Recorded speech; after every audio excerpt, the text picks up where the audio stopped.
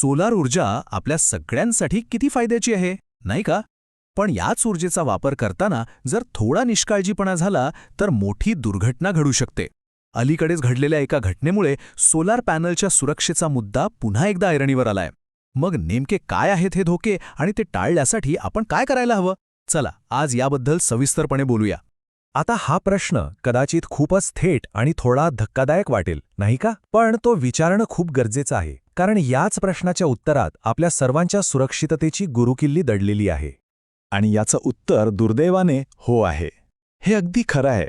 नुकतीच एका शेतकऱ्याची घटना घडली आहे, ज्यांना त्यांच्या सोलार सिस्टममधनं विजेचा धक्का लागला आणि त्यात त्यांचा जीव गेला. विचार करा, एका छोट्याशा चुकीची किती मोठी किंमत मोजावी लागली. चला सगळ्यात आधी आपण याच घटनेबद्दल थोडं जाणून घेऊया, कारण यातून मिळणारा धडा आपल्या सगळ्यांसाठी खूप महत्त्वाचा आहे. ठीक आहे, मग आता पुढचा प्रश्न, हा धोका नेमका का निर्माण होतो? यामागची काही तांत्रिक कारणं आहेत, ती समजून घेणं महत्त्वाचं आहे. यातला सगळ्यात महत्त्वाचा मुद्दा म्हणजे सोलार पॅनलमधून जी वीज येते ना, ती असते डीसी करंट. आता याचं वैशिष्ट्य काय, तर जोपर्यंत सूर्यप्रकाश आहे तोपर्यंत वीज तयार होतच राहते. म्हणजे पॅनल सतत चालूच असतं. याला बंद करायला कुठलं बटण वगैरे नसतं. आणि हा डीसी करंट आपल्या घरातल्या एसी करंटपेक्षा जास्त धोकादायक ठरू शकतो, हे लक्षात घ्या.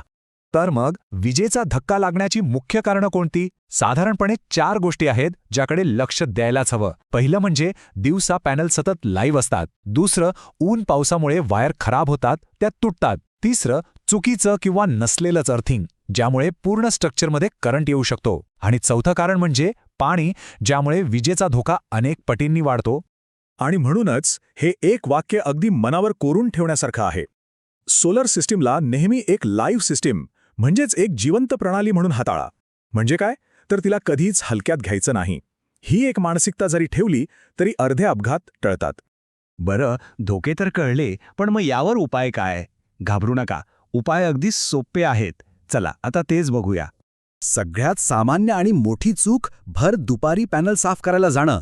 लक्षात घ्या, सूर्यप्रकाशात पॅनल अक्षरशः लाईव्ह असतात, हाय व्होल्टेजवर. मग उपाय काय? अगदी सोपा आहे. साफसफाईचं काम एकतर सकाळी लवकर करा किंवा मग संध्याकाळी ऊन कमी झाल्यावर. जेव्हा व्होल्टेज कमी असतो, धोका सहज टळतो. दुसरा धोका आहे वायर्सचा. सतत ऊन, वारा, पाऊस झेलून या वायर्स खराब होतात. वरचं इन्सुलेशन निघून जातं आणि आतली तार उघडी पडते, जो एक मोठा धोका आहे.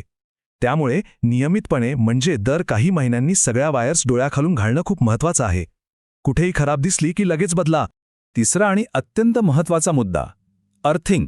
अर्थिंग म्हणजे काय, तर एक प्रकारे ते सुरक्षा कवच आहे. जर तेच नीट नसेल तर एखाद्या छोट्याशा फॉल्टमुळे संपूर्ण लोखंडी स्ट्रक्चरमध्ये करंट उतरू शकतो. आणि त्याला जर कोणी स्पर्श केला तर काय होऊ शकतं याची आपण कल्पना करू शकतो. म्हणूनच आपल्या सिस्टमचं अर्थिंग योग्य आहे की नाही हे एका चांगल्या टेक्निशियनकडून तपासून घेणं खूप गरजेचं आहे. आणि चौथा धोका, पाणी. आपल्याला माहीतच आहे की पाणी आणि वीज हे कट्टर शत्रू आहेत. ओल्या हाताने सोलार सिस्टमच्या कोणत्याही भागाला हात लावणं म्हणजे अपघाताला निमंत्रण देण्यासारखं आहे.